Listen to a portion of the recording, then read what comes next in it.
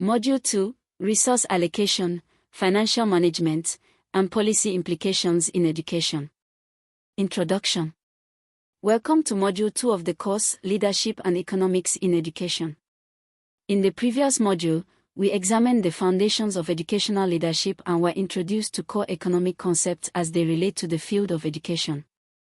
Now, we move from theory to practice. In this module, we will explore the principles and processes of managing educational finances, resource allocation, educational planning, budgeting, and the economic challenges that affect educational systems, particularly in developing contexts. This module will equip you with practical knowledge on how to apply economic thinking to leadership decisions in education. You will learn how to evaluate financial policies, manage educational budgets, and make resource allocation decisions that are equitable, efficient, and sustainable.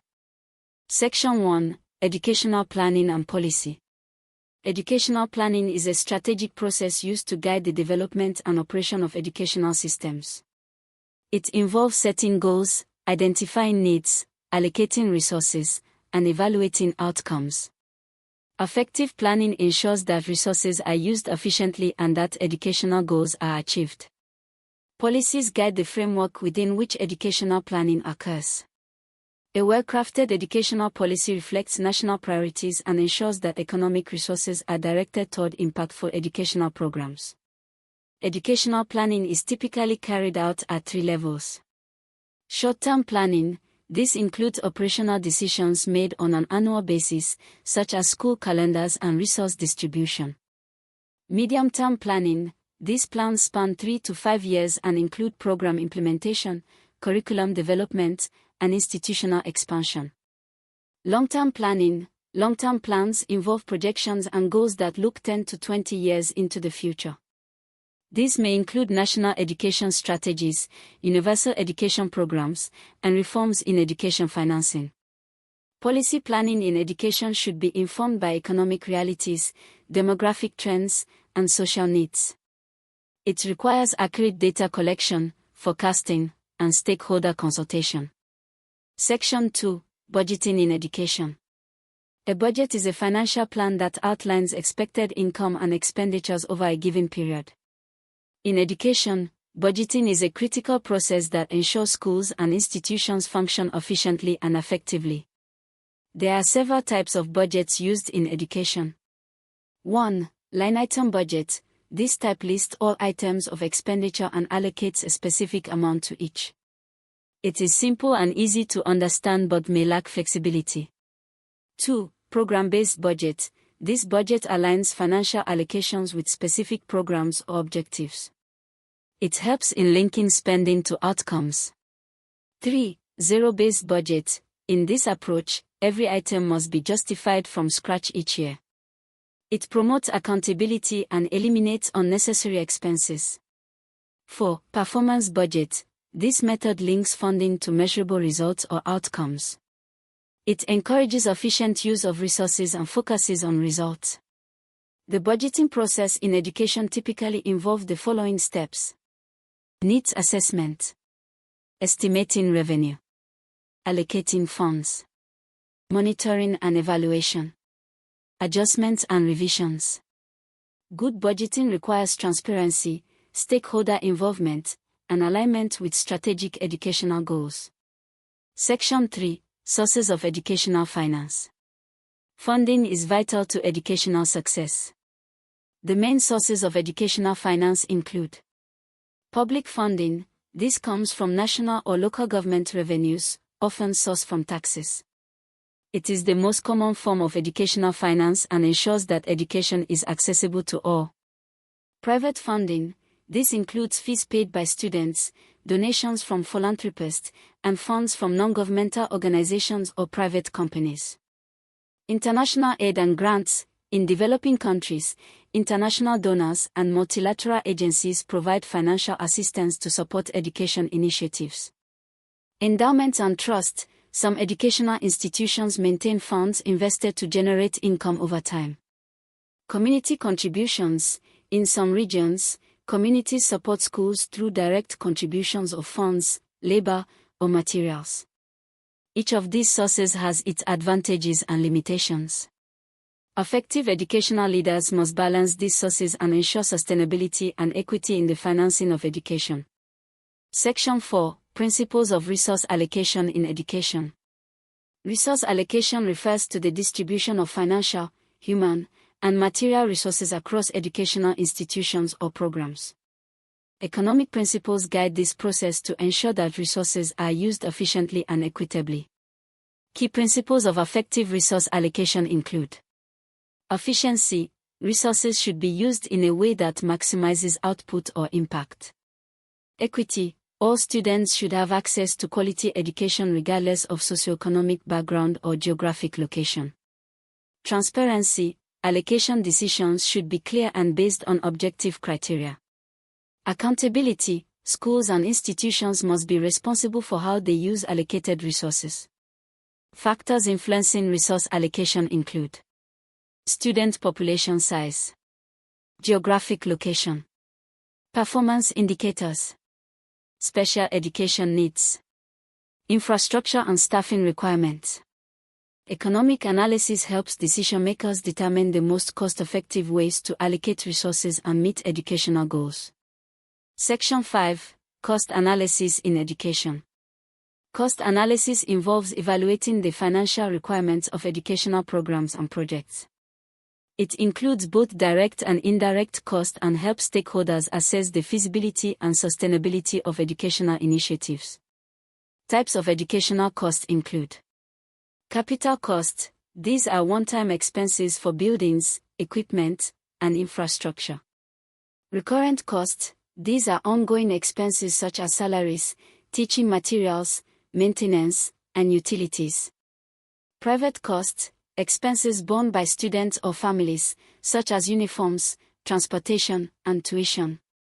Social costs. These refer to the broader impact of education on society, including opportunity costs and investments in human capital. Cost analysis helps leaders compare the cost of various educational alternatives and select the one that provides the best value for money. Section 6. Economic evaluation of educational programs. Economic evaluation helps determine whether an educational program is worth the investment. The most common types of economic evaluation include: cost-effectiveness analysis, compares the cost of different programs with their educational outcomes. Cost-benefit analysis, compares the monetary value of benefits from a program to its cost. Cost-utility analysis, incorporates qualitative outcomes such as student satisfaction or quality of life. These tools help ensure that limited resources are directed toward programs that yield the highest returns. Section 7. Equity in educational financing. Ensuring equity in education financing is a moral and strategic imperative.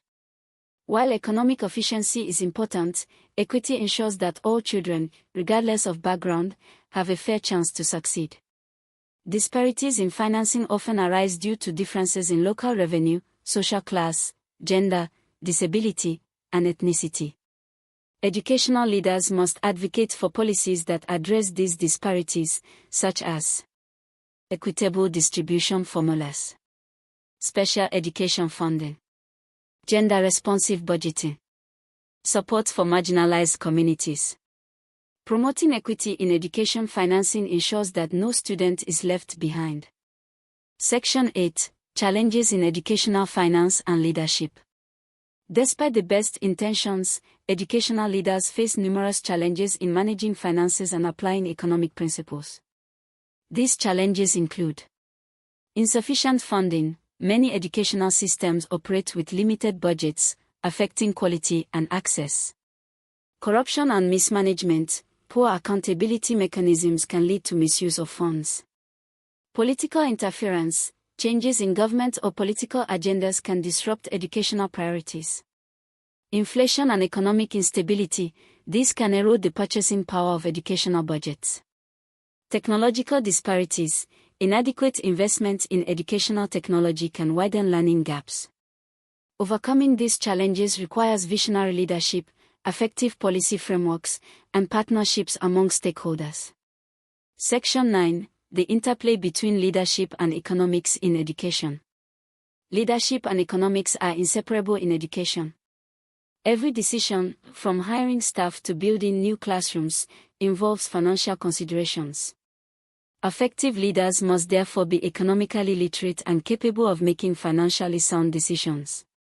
Key roles of educational leaders in economic decision-making include advocating for increased funding, ensuring fiscal responsibility, monitoring and evaluating financial performance, aligning resources with strategic goals, building partnerships to diversify funding.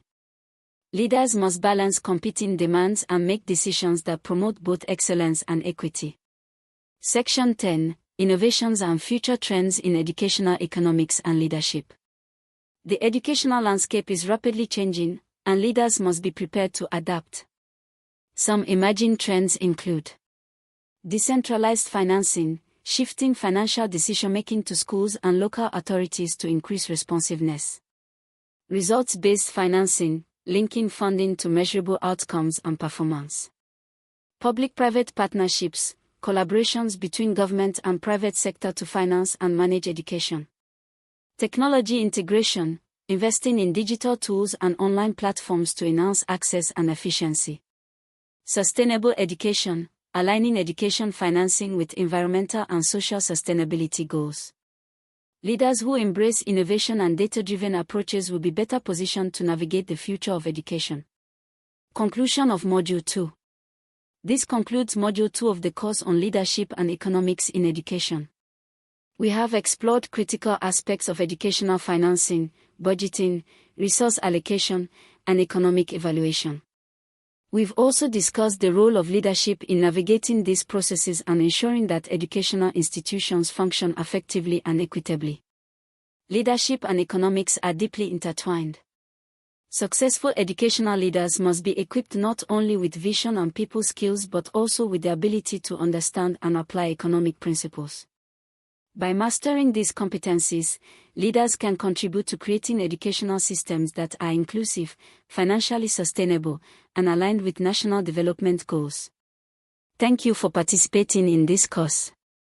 You are encouraged to reflect on the content, apply the principles in your professional practice, and continue learning about the dynamic fields of leadership and educational economics.